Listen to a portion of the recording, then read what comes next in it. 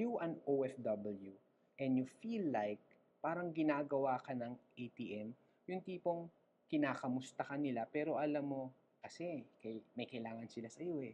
Kasi gusto nila yung padala mo. Eh paano naman ikaw eh tao ka din. Kapamilya ka rin, parang tinuturing kang bank account na kada kamusta parang mas hinihintay nila yung padala mo more than ikaw makamusta ka nila. Mahirap yun, di ba? So if you are an OFW, what are the things that you can do kung parang ganun na yung naging setup? Oh, nagpapadala ka, mahal mo sila, pero parang feeling mo, ba't ganun? Hindi nyo na ako tinuturing kapamilya, tinuturing nyo na akong ATM. Watch this video.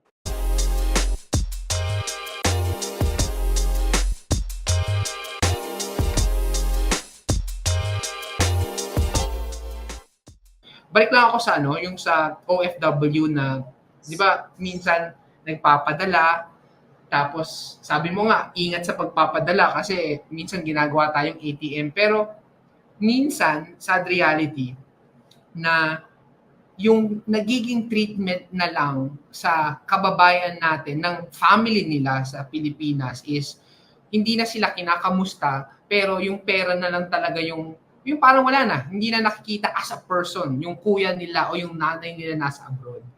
Any advice doon sa mga kababayan natin na nafe-feel nila na parang hindi na nila ako kinakamusta as a person or anong kalagayan ko dito, kung okay ba ako, pera lang talaga yung habol nila. And any comforting words can you share? Kasi that happens masakit yun eh. That's true. That's true. Like, minsan pag alam mong, halimbawa, sahod is maybe every 30th, end of the month. Uy, bakit nagpaparamdam na? 28 na kasi, di ba? There are those. We've had, like, a lot of Filipinos has expressed that na minsan nga feeling na pagpalapit na yung sahod, saka pa nagpaparamdam. Again, I think it's really about focusing what we can control and letting go of what we cannot. We cannot control how our family will treat us. We cannot control whether or not, we cannot control that, if they should like talk to us every day, dapat kamustahin. That's something we cannot control. But what we can control is we can express. So we can always say, like you can always say it to your family, and you can also say it to your, like, say for example, friends na nangangamusta lang kung kailan, na parang you maybe padaanin mo sa isang joke, or you could actually do a heart to heart kung ganyan yung level of relationship nyo, 'di ba? Na parang not saying na bakit hindi mo sasabihin na okay, bakit saka lang po kayo nagpaparamdam pag malapit na po yung sahod, 'di ba? But it's more of how you say it na, I like it.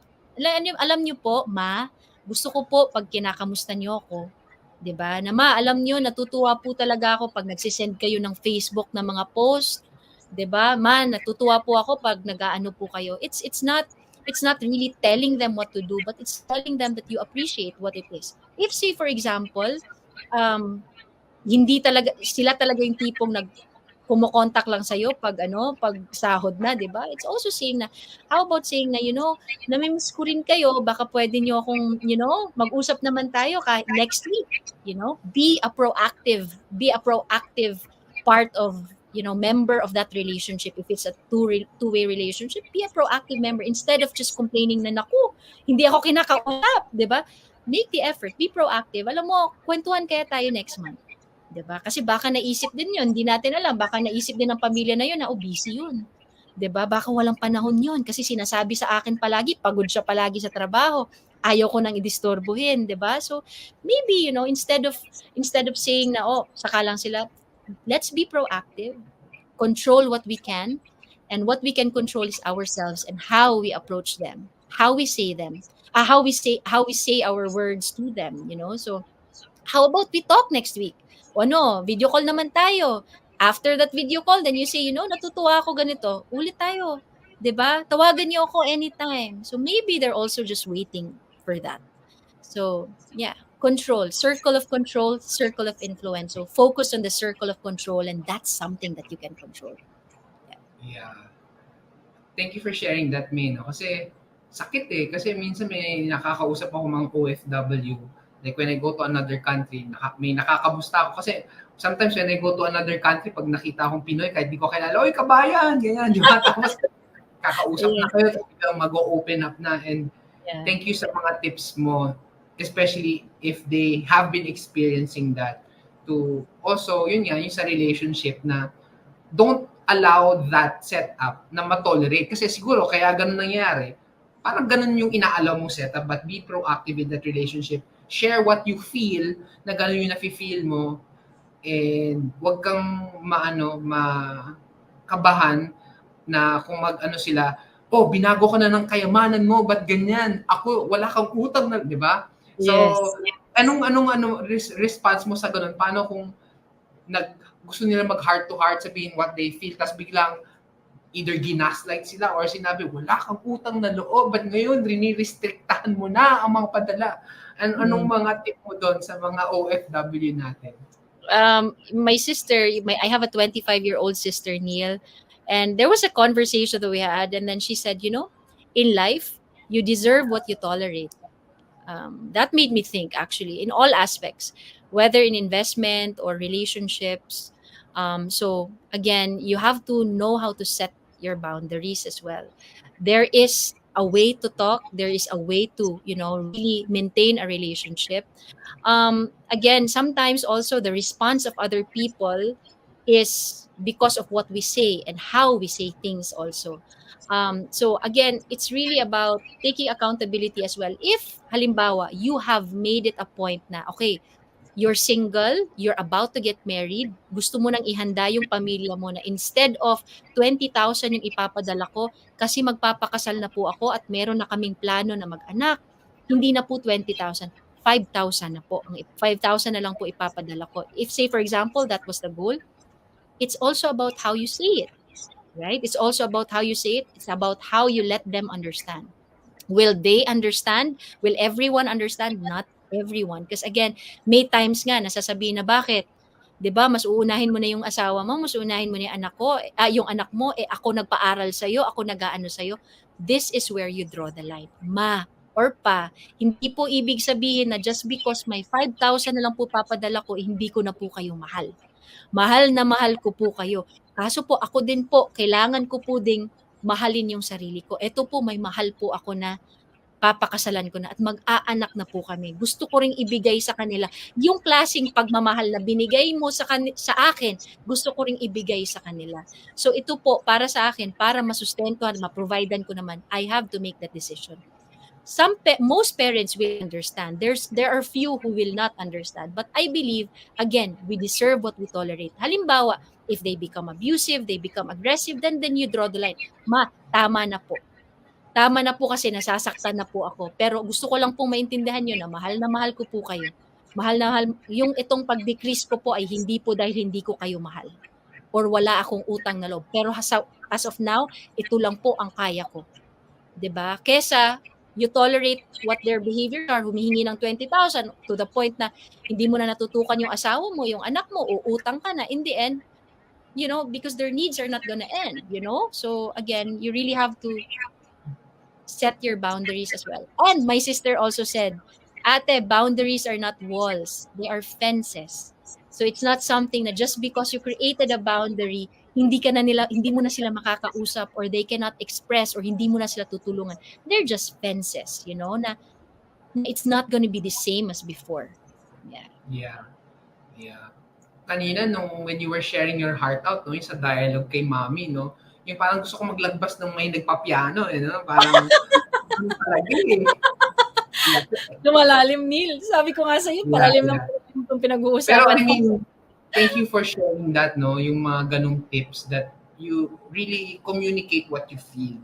Kasi sometimes sa culture natin as Asian and Filipino, yung parang matigil na lang yung conflict, hayaan na lang Pero minsan yung hayaan na lang, it just aggravates the pain and yun nga, na to-tolerate mo, di ba? Like, yung words of wisdom ng sister mo, di ba, na you deserve what you tolerate. On another idea din, you cannot change what you tolerate. So, parang ganun din, na if you tolerate, bakit magbabago yung mga taong naabuso sa'yo? Kada pag nagalit sila or sinid-zone ka nila, biglang magpapadala ka sa GCash. That's diba? Right. You cannot change what you tolerate. So, pupunta na dapat firm ka. And what you said, which is also crucial, it's really the manner in saying it. Yung heart mo. Huwag ka naman din mayabang na, hindi, wala na. Bahala ka, ginanyan nyo ako, magkanya-kanya na tayo. Siyempre hindi, di ba? It's, your family is family pa rin. You need to still say things with grace and kindness. And maganda yung pinoint out mo na minsan ganun yung nangyayari sa original family natin and pagka nagkaasawa at anak eh. Siyempre, at least perspective ko rin na pagka nagkaasawa ka, no matter how much you love your dad and your mom, priority mo asawa mo at anak mo eh. Kaya yun yung nagiging problema minsan, hirap makapag-say no yung mga kababayan natin. But hopefully, they can learn from this video and marami ka na-share, May, no? Di ba? How to say no, pati dun sa drama dialogue with the people you love. Pero as an OFW rin, no, for 12 years, what have you seen na effective ways para makapag-budget and save sila? Kasi you've been saying about budgeting, saving, pero ikaw, having been an OFW for 12 years, ano ba yung naging effective sa'yo at sa mga OFW? Okay. Firstly, there a lot of a lot of books or a lot of people are saying when you budget, it has to be a certain percentage, diba? Like you have to save 30% of your income, yung ganon. I don't do that. What worked for me was, for example, kasi as an example, if you're earning 10,000 pesos and you say to a person, you save 30% of your income, so ang matitira na lang is 7,000. Paano if sa 7,000 na yon, may renta ka pa sa bahay kasi nagre-renta. Sabihin natin, renta is 2,000 pesos. 5,000 na lang. Kakain ka pa. Sabihin natin, budget mong pagkain mo is 3,000. So, 2,000 na lang matitira sa'yo. What if pambayad mo ng kurente, pambayad mo ng tubig, pang-commute mo? So, that for me is, it's gonna be very hard to really maintain the habit of saving. So, what I do is, for example, you have to know sa budgeting mo, you have to be specific. Ano ba yung kailangan kong pag-ipunan? So, for example, pag-iipunan ko, syempre, ilalagay mo allowance mo, transpo mo. These are the basic needs na sa tingin mo, kailangan mo talagang i-cover. Halimbawa, pagkain mo, renta mo, allowance mo, or for example, kain mo, grocery mo, you have to put that in your budget. And then, you have to put, ano ba yung mga importante sa buhay ko? May retirement fund para pagtanda ko, may pera ko. Investment fund kung magnenegosyo ako. Emergency fund para in case may nagkasakit, dito ko hugutin. Or in case may nangyari, dito ko hugutin yung budget. For example, may life insurance ako, health insurance, para if in case something happens to me, yung family ko covered. Or for example, pag-iipunan mo tuition, right? Importante sa yung tuition ng anak mo or ganyan. So it's not a certain percentage. What I do is not a certain percentage. Ginagawa ko po is kung fix money yan, fix yung transpo ko, fix yung allowance ko, fix yung grocery ko. Pero for example, nag-fluctuate yung sahod ko. Ang ilalagay ko lang sa retirement ko is, example, 50 pesos, 100 pesos for my investment, 50 pesos for my emergency fund, or ganyan. Tapos next month, lumaki yung kita ko. Okay, sige, 500 ang ilalagay ko sa retirement ko. 500 ang ilalagay ko sa investment ko. 1,000 ang ilalagay ko sa emergency fund. I have been doing that for a long time na I have my fixed expenses, but at the same time, kasi sinabi ko, di ba, pag may bonus, mas malaki yung ipon ko sa emergency, mas malaki yung ipon ko sa investment. It was because it wasn't really about the specific number that got me going. It was the habit of saving. It was the habit and the discipline of putting something there. Kasi alam ko, kahit halimbawa, yung kita ko, for example, is 20,000 a month. And then yung expenses ko, yung expenses talaga na chinek ko na yun na talaga yung bare minimum niya. Say for example, 15,000. Yung 5,000 na matitira na yun, iipunin ko yun, isi-spread ko yun sa lahat ng importante sa akin. Halimbawa, retirement, investment, emergency, for example, college fund, kahit grade school pa lang yung anak ko, pag-iipunan ko na yung college fund niya, kahit 100 lang yan. And again, it's the habit of saving because I know na if, for example, magkakaroon ako ng 50,000, yung fixed ko na minimum will stay the same. Pero yung mga savings ko will increase. So again, para sa akin, for the OFWs, again, make it a habit to save. a habit and be as detailed as possible. It's for me, it's not about percentage. It's about putting something, whether it's small or whether it's big. It's about building the habit and the discipline of saving. So hopefully that helps. Yeah, that definitely helps kasi our willpower can run dry or deplete eh. Importante may habit ka. And when you have a habit, kahit tinatamad ka, pero dahil you are so used to it, naging part na ng system mo, gagawin mo. Di ba parang ano lang yan eh, toothbrush eh. Kahit anong pagod natin sa gabi, magtututbrush pa rin tayo, di ba? Right. Although syempre may mga exceptions ng mga ibang tao. Pero generally, di ba, nagtututbrush tayo because it's a habit. Ganun din sa pag-invest, sa pag-save, especially if we are an OFW or an OFW. Siguro, another question ulit is that, how important is yung education, financial literacy in empowering our OFWs to achieve financial freedom? Yes. I'm sorry. I'm so sorry. Can you ask it again? Somebody passed in the Ay, ano. Can okay you lang, okay lang, okay lang. Gano'n ka-importante ba ang financial literacy and education to empower the OFWs to achieve financial freedom? Yes. It all goes down to, in life, Neil, it's all about, it's a series of choices and it's a series of decisions. I feel that sometimes the decisions we make in life are the decisions that we feel are the best at that moment. But sometimes also the decisions that we make are not informed decisions. And these are usually, when we make uninformed decisions, this is usually, the point where we make a higher chance of, mistakes.